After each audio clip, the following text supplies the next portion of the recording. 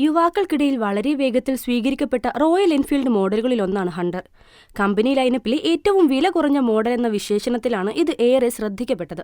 ഇപ്പോഴത്തെ ഹണ്ടർ 350യുടെ 2025 പതിപ്പ് കമ്പനി പുറത്തിറക്കിയിരിക്കുകയാണ്. കൂടുതൽ ഫീച്ചറുകളും സാങ്കേതിക വിദ്യയും ഉൾപ്പെടുത്തി പരിഷ്കരിച്ച ഈ പുത്തൻ ഹണ്ടറിന് റോയൽ എൻഫീൽഡ് ഡീലർഷിപ്പുകളിലും ഔദ്യോഗിക വെബ്സൈറ്റിലും ബുക്കിംഗ് ആരംഭിച്ചു കഴിഞ്ഞു.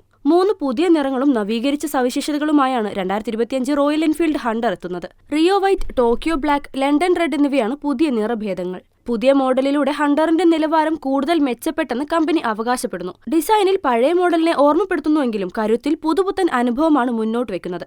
ഏറ്റവും വലിയ മാറ്റം വന്നിരിക്കുന്നത് പിൻ സസ്പെൻഷനിലാണ്. ലീനിയർ സ്പ്രിംഗിൽ നിന്ന് പ്രോഗ്രസീവ് സ്പ്രിംഗിലേക്ക് ഇത് മാറ്റിയിരിക്കുന്നു. പഴയ അതേ രൂപമാണെങ്കിലും സുഖപ്രദമായ യാത്രയ്ക്കായി കൂടുതൽ ഫോം ഉൾപ്പെടുത്തി നിർമ്മിച്ച സീറ്റാണ് മറ്റൊരു പ്രത്യേകത.